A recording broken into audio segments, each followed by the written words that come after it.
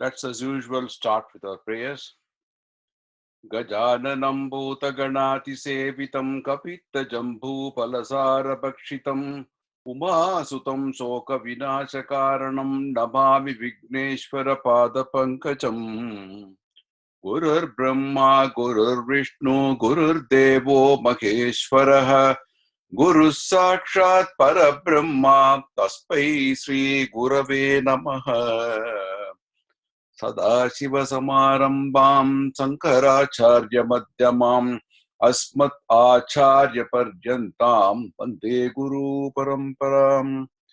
Vasudeva Sutam Devam, Kamsa Chanura Maddanam, Devaki Paramanandam, Krishnam Vande Jagadgurum. Welcome to SanGita program session 14. We're starting after a lapse of almost 2 months now. And I'm happy to be back again. I wish you all a very happy new Tamil New Year, Vishu and Yugadi, all that coming in this month. And we are starting this on a very auspicious new year. So we completed 2 chapters, and now we are going to be starting the 3rd chapter of Bhagavad Gita, combined with the Sanskrit learning. So we're going to be now moving on to the first slide in our presentation, which gives you a very quick review of chapter 2. Some of you might have forgotten, but let me just give you in a nutshell what we learned in chapter 2. Now, Lord Krishna in chapter 2 speaks on the Sankhya Yoga, which is the yoga of knowledge or wisdom. And at length, he explains the imperishable nature of the Atman, followed by the description of the qualities of Sthita Prajna and how to attain them. In fact, he spent a lot of time to explain what are the qualities of Sthita Prajna, the person of knowledge and steady mind. And at the same time, he also spoke about karma, of action, and its fruits. So this is a very quick review of chapter 2, and we are now going to be starting on chapter 3. Here again, I want to give you a very quick review, an overview of session 14, which has the chapter 3 having 43 slokas. And the beginning itself, the first 2 verses, Arjuna conveys his confusion. He is confused and he doesn't know what path to follow, because Krishna talked about jnana, particularly Sthita Prajna, how to go about having knowledge or wisdom. And he also mentioned about karma, action. So he questions Krishna. I'm utterly confused. Please guide me. And Lord Krishna replies. In fact, the first couple of verses which we are going to study today, they are setting the foundation for the entire chapter of 3. Chapter 3, Karma Yoga. It is in detail, and it will clear some of the doubts that you may also have, just like Arjuna had. So what happens here is that Krishna, after being silent, the whole of the first chapter, starts speaking to Arjuna for the first time in chapter 2, in verse 11. And he tells Arjuna at that time, if you will recall, Sri Bhagavan Uvacha Asochan Atlasosatvam Pragyavadancha Bhashase Gatasun cha Nanusochanti Panditaha. You might remember this verse, which is the 11th verse when he starts talking. What he said at that time was, by saying Panditaha na anusochanti. What he meant was the wise people do not grieve in life. Krishna emphasizes the importance of wisdom or jnanam. In explaining about Sita Prajna, also Krishna stresses the importance of jnanam, wisdom, in many verses in chapter 2, you'll find.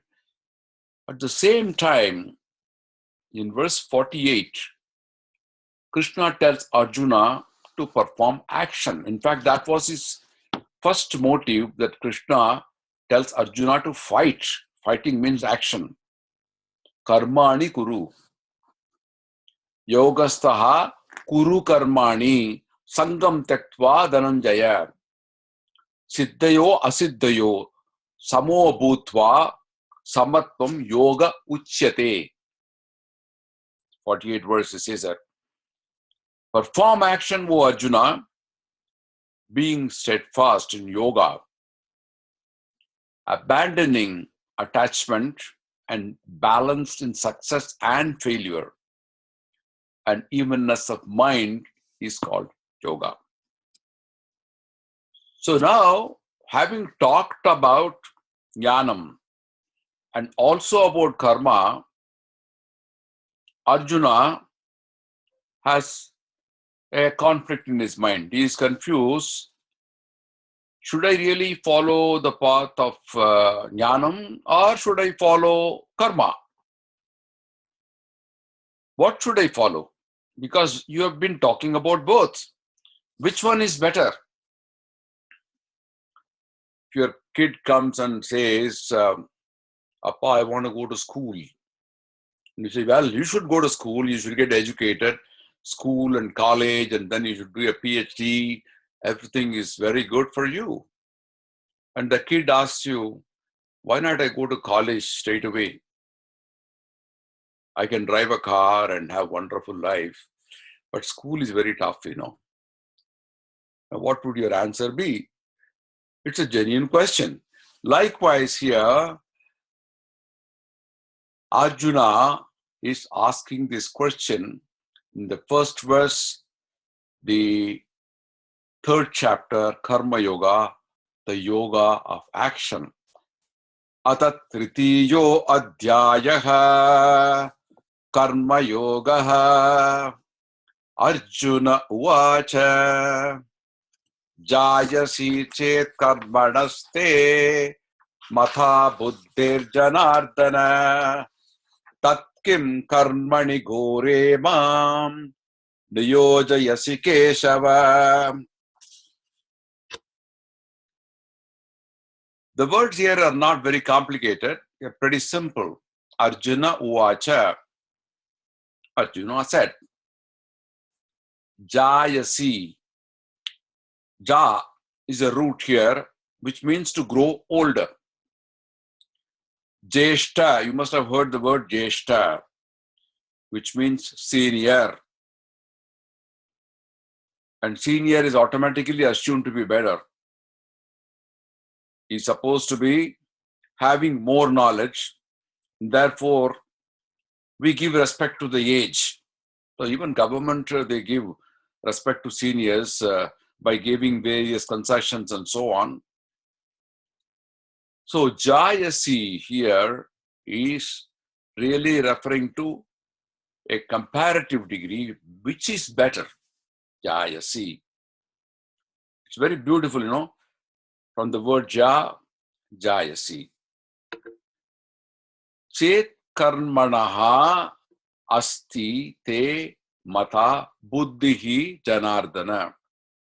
Actually, there is sandhi here. Chet karmanaste should be split as chet karmanaha asti te mata buddhihi janardana. If you split up these words, then you will know the meaning a little better. If in your opinion, intellect is buddhi. He addresses Krishna as Janardana. And karmanaha is duty or action. So if in your opinion, intellect is better than performing duty, tat kim. In the Sanskrit class, I told you what means kim means question. Why? Tat is then. You see similarity, tat and then. Tat kim mam gore. You have to see the sequence here. Tat kim mam gore come from the root gur. Gur means terrible, to cry. It's also goram means terrible, ghastly. Tat kim mam gore karmani niyojayasi. Terrible is referring to the war here. Then Keshava, he addresses the second line as Keshava. Why do you engage me in this terrible action, in this ghastly war? So summing up, the meaning here is, oh Janardana, if you think that knowledge is superior to action, oh Keshava, see how beautifully he is addressing each line, he is giving a different name. Maybe it makes the whole verse glitter. Oh Janardana, if you think that knowledge is superior to action,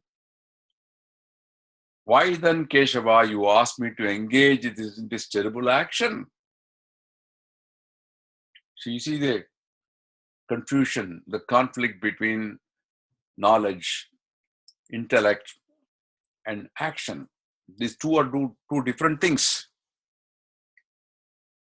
Going further, let's go to the next verse.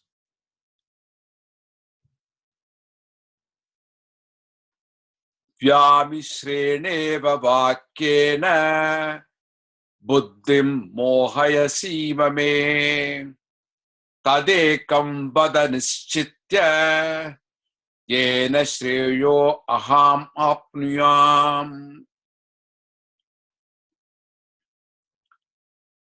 Here also not very difficult words. Some are new. Vyami srene iva. It's again sandhi here. You see Vyami sreneva should be split as Vyami srena iva. Vyamishra. Vyamishra. You see mix. I think the word mix has come probably from Mishra. Mingled. Not very clear. Equivocal. Vakyena. Vakyena is very simple words. Buddhim, intellect. Mohayasi iva. Mohayasi iva. The root here is muh.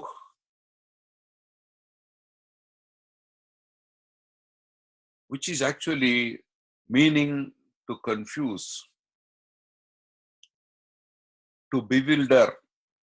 Even Mohini, the word, comes from Moha, because the beauty is so bewildering, confusing to people.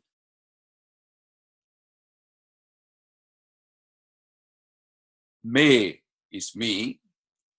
Tadekam, tat ekam, tat ekam. That is therefore only one. Vada, tell. Nischitya. Nischit. Chit is understanding. Chittam also comes from the same word. Nischitta is certain understanding, very clear understanding. Ena shreyo aham apnuyam ena shreyaha aham apnuyam. That's how it should be split up. Here, shreyaha is actually at bliss, the ultimate. Heha aham apnuyam, by which I can attain bliss. So here, what he means is, my intellect is confused with these mingled words. You said about jnanam, you also said about karma. I am getting very confused. Therefore, please tell me that only certain way by which I may attain bliss. Now, Arjuna is still not very clear whether he should fight or not, and maybe he's trying to get an outlet. If Krishna says, no, knowledge is the best for you, then he may say, all right, I'll go to an ashram, forget about his war. He's trying to get an escape route. And there's a slight hope in him that Krishna may say, well, I did tell you about knowledge and that is most important, therefore you should pursue that. And if he says that, there is a possibility that he can say, all right, why fight now? I can go and maybe join some Gurukulam or go to an ashram. So he's wanting to get that opportunity by which Krishna might say, all right, I did say that I spent a lot of time with you in telling about knowledge. Perhaps it gives you good opportunity. You know, many people think that they understand something very easily, but eventually they find some preachings are very confusing and don't know what to do. They get excited, but they don't know what is really meant, and then they get into a problem. I used to tell this about a consultant. There was a mouse which was getting harassed by a cat. So the mouse did not know what to do. So the best thing is to consult somebody. So it went to a consultant and said, I have a problem. Tell me what is the problem. I can solve it for you. He said, I'm getting harassed by a cat. I don't know what to do. Oh, very simple. But you have to pay me a fee for it. I'll give you the best advice. And the mouse said, okay. And he said, what you should do now, you become a dog. And once you are a dog, the cat will get scared of you. And it will start running and you can harass the cat instead. And the mouse got so excited, it started jumping. How did it not think about this solution? Well, I think I should do this. I should become a dog. Then started thinking further after going home, how do I become a dog? So went back to the consultant, see, you told me to become a dog, but how do I become a dog? Well, I'll give you only a suggestion and consultation. Implementation is your job. So it's something like that where people get excited about something, but they don't know the hidden problems with it. So here, Arjuna was very excited, but he was getting confused or didn't know what to do. But here, it's not the case of consultant. Krishna gives a definite answer. And that is what is very exciting here, that Krishna starts with clarifying Arjuna's doubt. And at the same time, it's also a lesson to all the people who are studying or reading Bhagavad Gita. So let's go on to the next slide, which is the third verse, where Bhagavan starts, the Supreme Lord. Sri Bhagavan Uvacha Lokesmin Dvivida Nishta Pura Prokta Mayanaga Jnana Yogena Sankhyanam Karma Yogena Yoginam.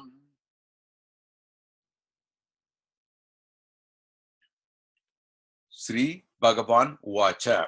Sri Bhagavan said, the Supreme Lord, Loke Asmin. Loke, of course, Lokam, everybody knows world. Asmin, in this world. Dvi vida. Dvi is two. In fact, two and dvi, you find there is a little similarity in sounding. Dvi, two. Two kinds of nishta. Nista. Sta is placing, establishing. Sapanam, I mentioned to you earlier. So derived from that, faith. Nishta is you are established in a certain faith. In this world, two kinds of nishta. Pura, I told you earlier. Puradinam, also you have earlier, ancient. Prokta, pra-ukta. I said earlier, Maya, by me. Anaga, ana plus aga. Agam means sin. Anaga means sinless one. He is addressing Arjuna as sinless one. It's an adjective. Anaga, sinless one. Jnana yogena, linking the path of knowledge. Sankhyanam, of the philosophers. Karma yogena, by linking the process of action.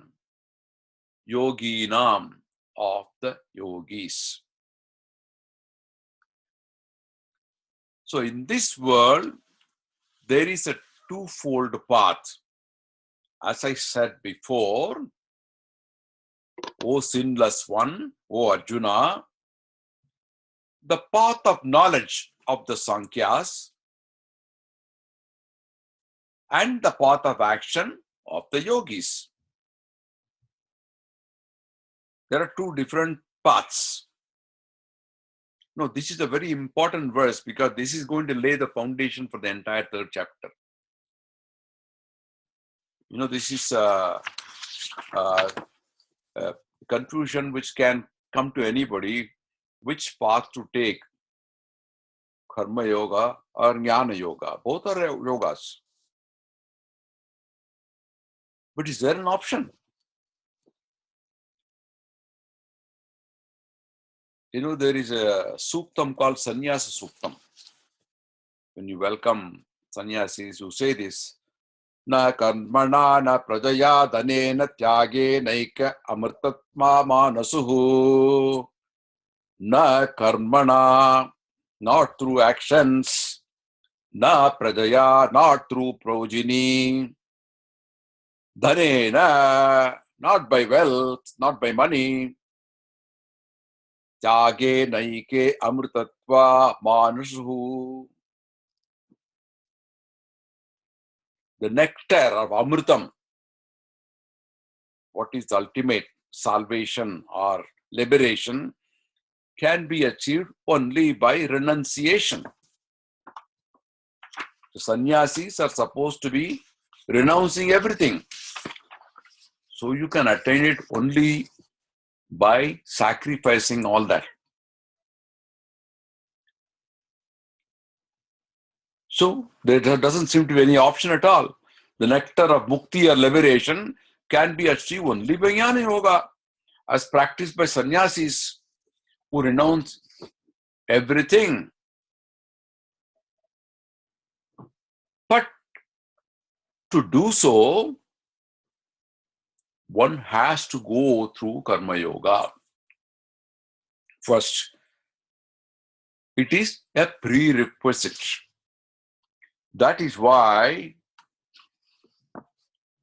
jnana yoga is presented at the end. Most scriptures you will find jnana yoga coming only towards the end, not the beginning. Even though we talk about it, but that's the last stage. So, of course, there are exceptions, you know, like Ramana Maharishi or Sadasiva Brahmendra, who attained that state of jnana right at the young age. But those are exceptions to the rule. Generally, you have to follow the path in the sequence. You can't go and do a PhD straight away without going through school. Yogi Nam, here it says. Now,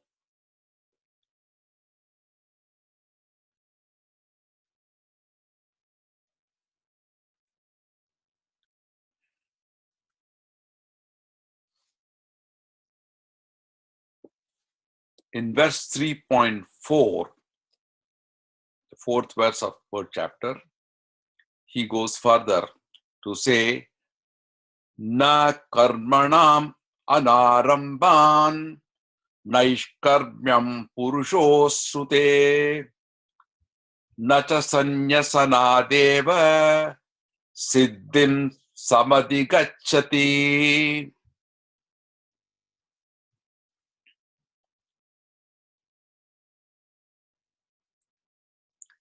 Na karmanam, of actions and duties. Na aramba, ana aramba, by non-performance. Naishkarmyam means actionless. Purusho snute, purushaha na ashnute. A man does not achieve, na cha, na is nor, cha also, sanyasana deva, to be split up as sanyasanat eva, by renunciation. Siddhim is success or perfection. Sama adhigacchati. Samadhigacchati, sama adhigacchati. Attains. A man does not reach actionlessness by the non-performance of actions, nor does he attain to perfection by mere renunciation. Little confusing, isn't it?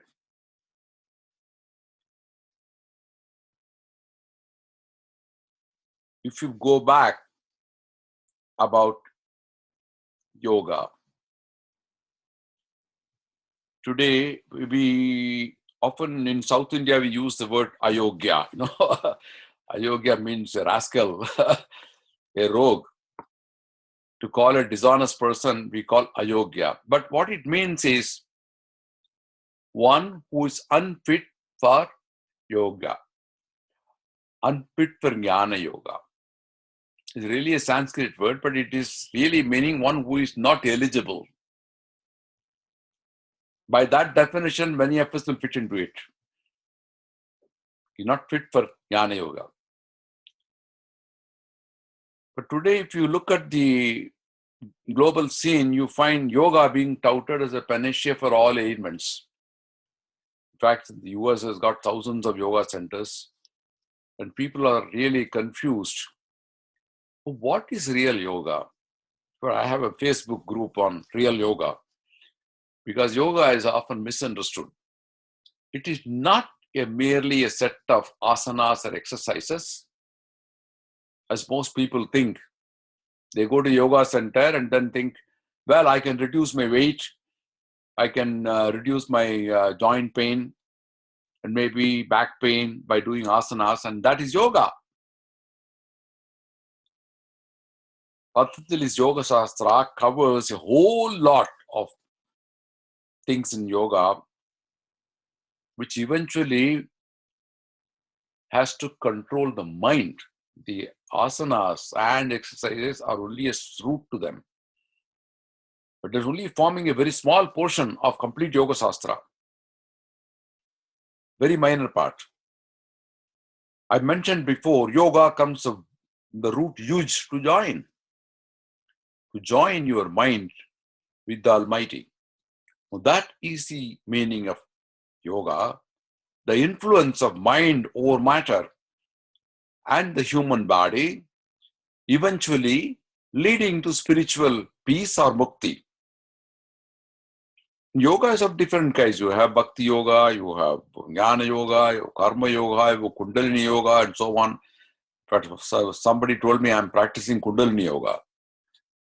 It's not that easy to do any of these unless you follow a certain sequence. And if you all know that yogis used to be living aloof, away from the people, mostly in forests, they still do, mountains, to attain jnana through penance or meditation. That was the practice, right from ancient days, a tradition set for yogis. It cannot be practiced in an air-conditioned room here where somebody instructs you to do this asana and then you become a yogi. So those of you who are familiar with Purusha Suktam, you recited yesterday, Tave tamevam vidvan amritam ihabhavati nanyak panta ajanaya vidyate.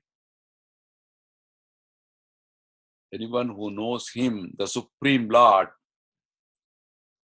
will become immortal even in this life. For attaining liberation, tamevam vidvan amritam ihabhavati nanyak panta ajanaya vidyate. There is no other path than the knowledge of the Purusha, the Supreme Lord. But then, for performing action or duty, you need money. Any action you want to do, you need to spend money.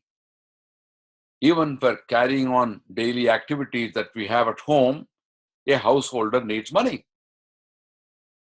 Buy groceries, vegetables, milk, and so on. But for a sannyasi, one who has renounced everything, strictly speaking, he doesn't need any money at all. He should not have any money. Sannyasis are not supposed to have bank accounts. Even for food, he is expected to get food by bhiksha. Somebody offer him. That's why you offer bhiksha. So what he's supposed to do, his daily action used to be chanting suktams and Upanishads and so on.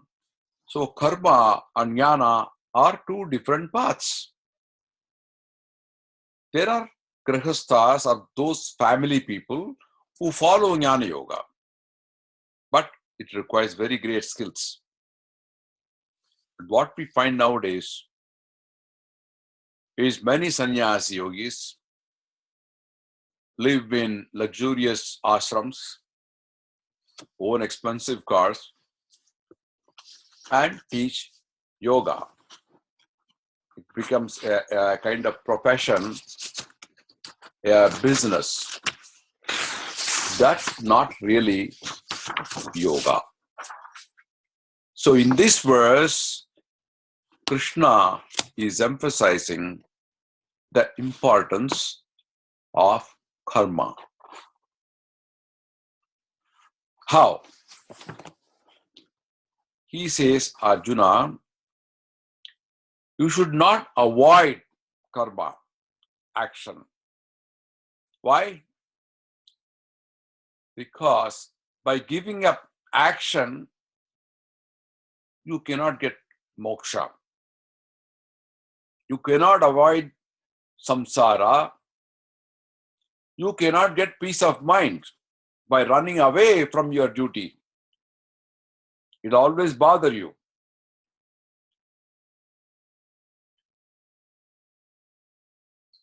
A diamond, gets a shine only after it goes through a grinding process.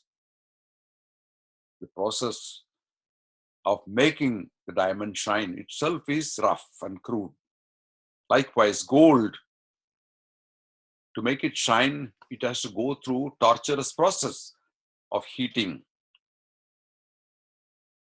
And it shines only at the end. So you have to go through this process of karma. There is no escapism in that. I want to give you a small example. Last year, I've always wanted to go to the Shabarimalai. People told me it's a very arduous kind of journey. I was wanting to go somehow. And it so happened that one of my friends, his name is Ayyappan, incidentally, he took me and my wife to Sabarimalai. He made all the logistics. We took the Irmudi, put on our head, went, and I had an excellent darshan, very satisfying. But what I noticed was the path was full of stones and, very rough paths. And it was also maintained very badly around. The place wasn't a very clean place or anything like that. And I was thinking why it should be so. And I thought the reason could be that the Lord really wants you to go through all these to have his darshan. So you must get used to the rough paths. In Tamil, they say, Kallum mullum kaalukku mettai. There are all these stones and thorns are supposed to be like a mattress when you walk, and you should feel that way. So it's like going through the various challenges in life that one gets matured. So you have to face life by actions, not straight away jumping on to the stage of jnana. That's what she says in the first line, but very second line, next line, Krishna says, Sanyasanadeva, Sanyasanat eva, Siddhim Samadhi Gacchati. A person can never acquire moksha. So Siddhi means moksha here. Sannyasa alone, eva, is important word here. It does not guarantee moksha. So what gives moksha? Sannyasa backed by knowledge. You cannot jump to PhD straight away and say, well, I am a scholar. You have to go through the regular process. It has got to be backed up by primary and high school education. So Vijnana, even in schools we have Vijnana, which means science, means Visesha Jnana. Vijnana, Visesha Jnana. Visesha Jnana means the particular knowledge that you need. So the point here is that you need both. You need knowledge, and then eventually you attain the Jnana Yoga,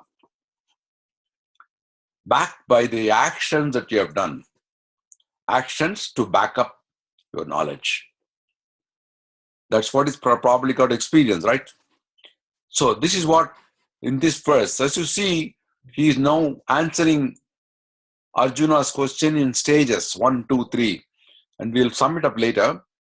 The next verse, which is the fifth one, Nahi kaschit chanamapi jadu tishtyata karma krite karyate havasaha karma sarva prakriti jair gunaihi.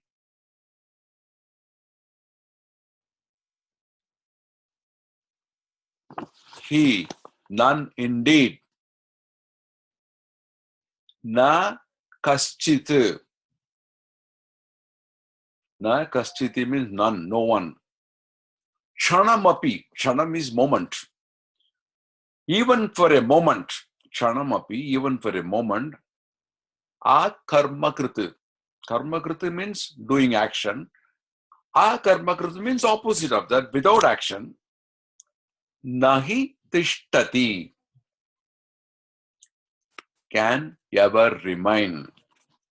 None can remain even for a moment without action. Why? He, because sarvaha, everyone, hyavashaha, helplessly, karyate karma, made to perform action. By whom? Prakriti jai gunaihi karyate. by the gunas born of Prakriti.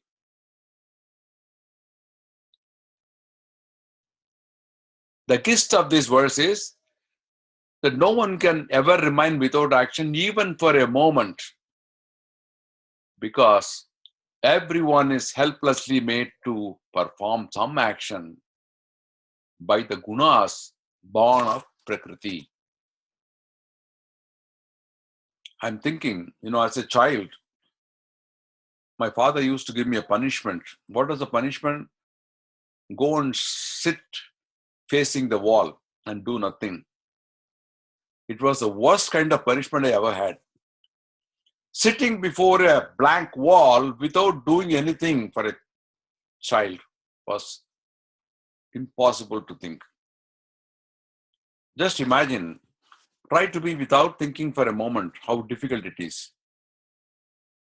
So giving up action completely is impossible because everybody will be forced to do some action